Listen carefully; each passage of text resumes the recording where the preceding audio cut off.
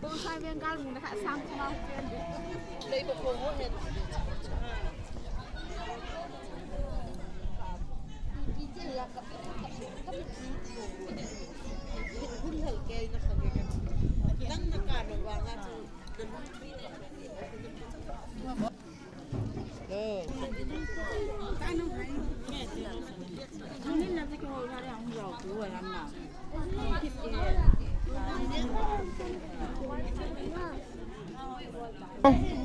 Pina bahan hama nang tini cho.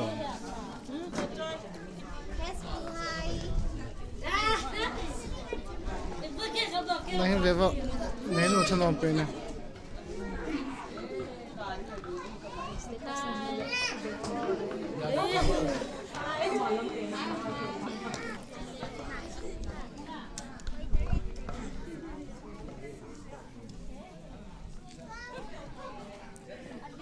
Nahin beva pati ho. Oi. Ngồi chơi bê bò theo. Không lẽ ngạt chừng có vậy.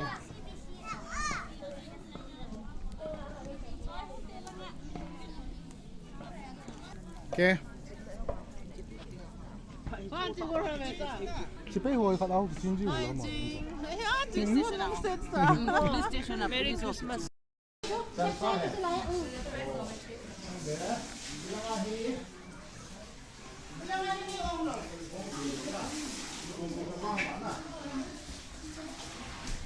Được hãy shop kia chứ. Không lên chân này.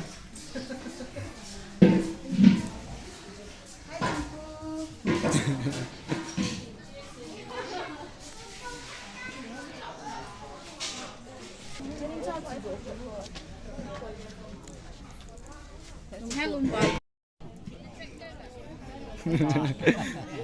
Phát ra mà không hiểu thôi. Đây luôn. hả Tuinom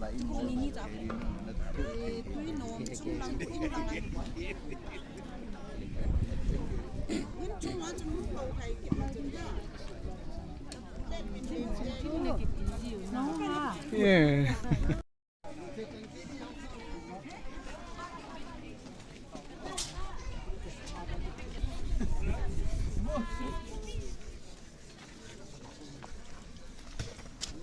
Tu ni sa he. Yeah.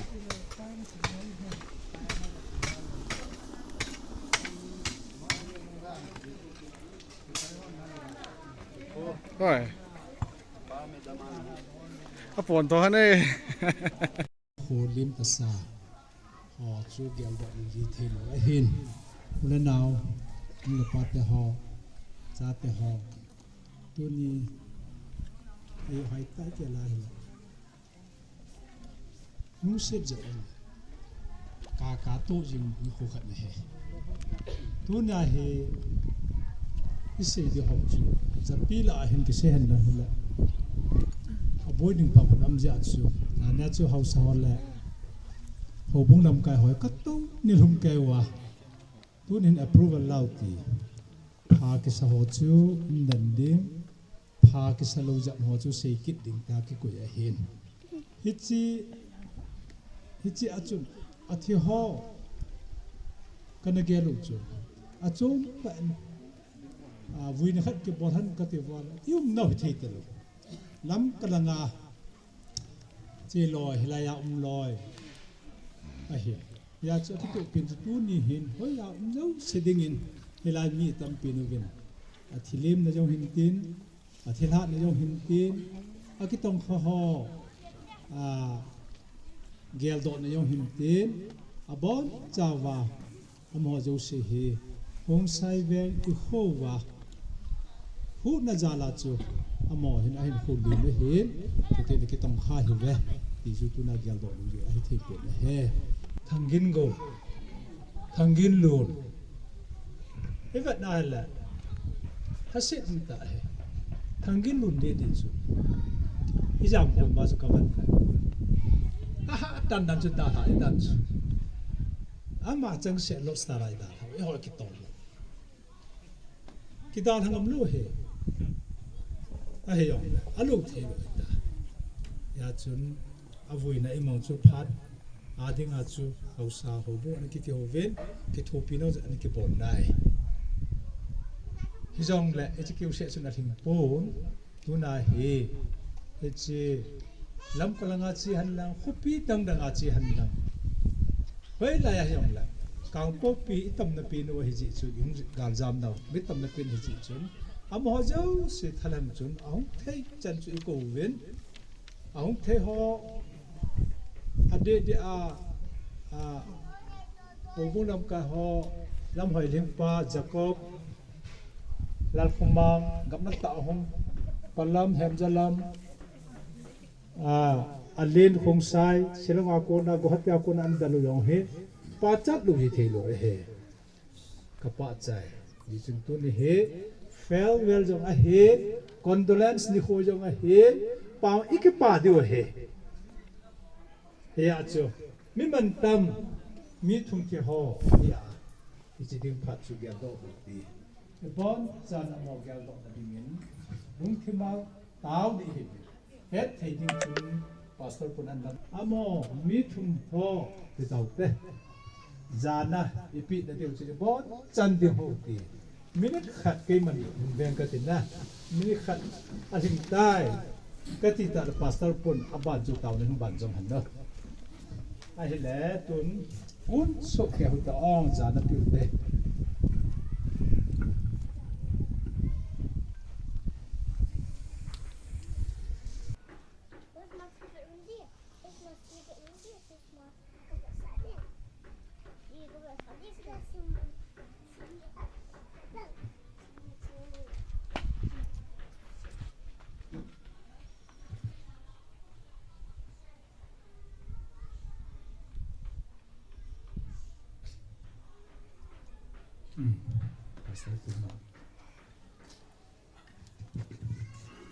taohen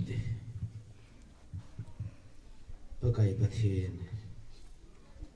ki khel ti nei lo hing zen he pa Khongsai Veng Christian Church na Houbung mi husung mi te aki gen lo ka wa pakai ka chen khom pi me the ken gal le to la in bol je uwin achi sa me tarik thum tarik li nasate en pakai ka chen nau huzor sunga genthei na long hem na khoi sat na kana to uwin adi in ka so pi ka i to ka ngai to thumin husung mi Houbung mi insung mi eina dal hawen tu gen kalungo mong pon pakai ka gyal do ting la ka di moovat la lai je hi jong la pakai le si na thil so hi jin nang ma zo ka thang wa zo wen tunin mun tina ka ki the che nong wa jong pakai ade a che kang pok pi khupi sung la vela tela dam chom gam pa ma so pi hiza Houbung mi khusung mi kong ki khop nawa ei dal hawa ka so pi chang ho ngai lun wat sa na en ka gyal do naw wat sa na en chi condolence program ka hin mangovin pakai am ho jang hala mola ne yo le lungdam na anayo wa azi chu gamla na ma dinga chula khusung veng sung hu na pakai hin khu phala hi win lo pina thangwa na nang ma ka hin pi zo win hala mola nei nau jong la pakai chi ka gam kanam ka Houbung mi ka khusung mi adinga pan pa nei khoi le nei jing na ita bong hung hung jong le ka hoye hung hung jong le ka hoye hui le go ki thu na ai sel ding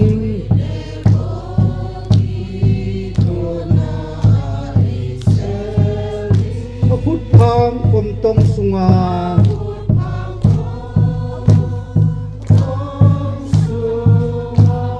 phut phang kom tong sunga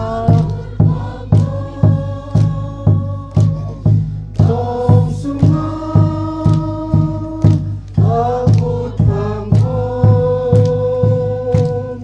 tong sunga ita bong hung hung jong le ka hui ye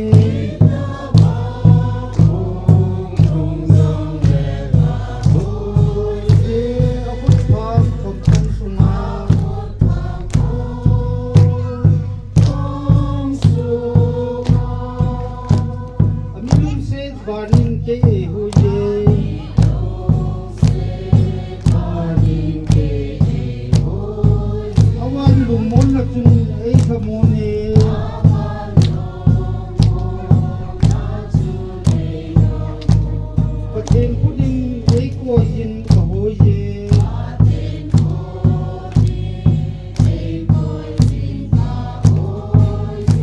aput phang kom tang sunga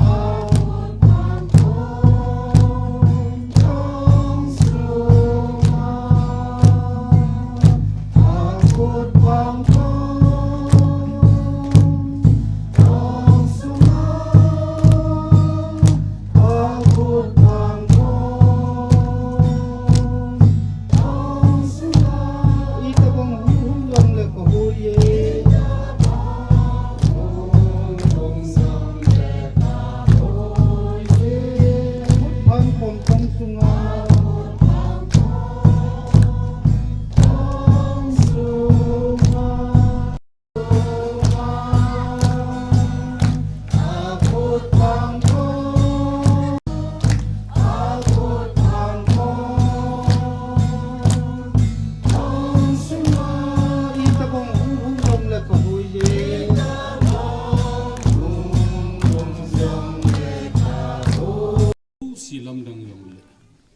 Kilhahna abang hijing jing Pathen nang makapawan na pena.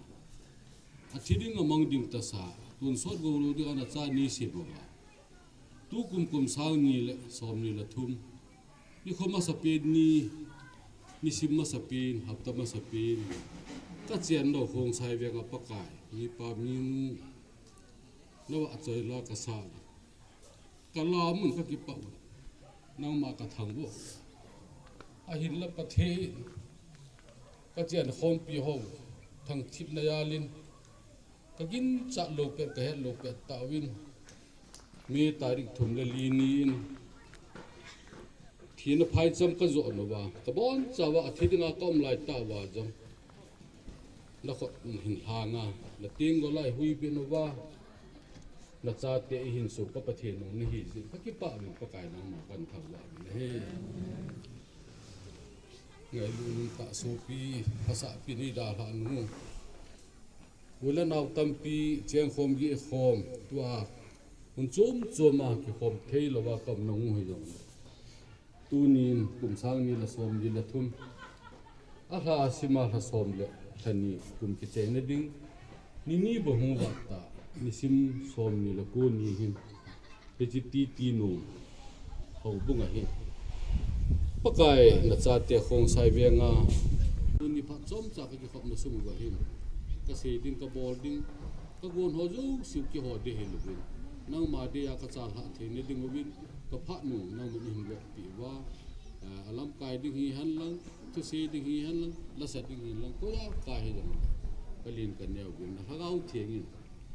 yung pi wa ki hon pi wa ka ma pui ding in na khop thieng ka kom ki hang ma win ka sil no ngai da ma ka hin lan no yo si yong tol mong pi wa lu mu tham mong ai le kom pi ding ka pha nu ka chei the le di na pen pi ngai cha ni hu ku ka pa kai na jere ji so ni ta ni he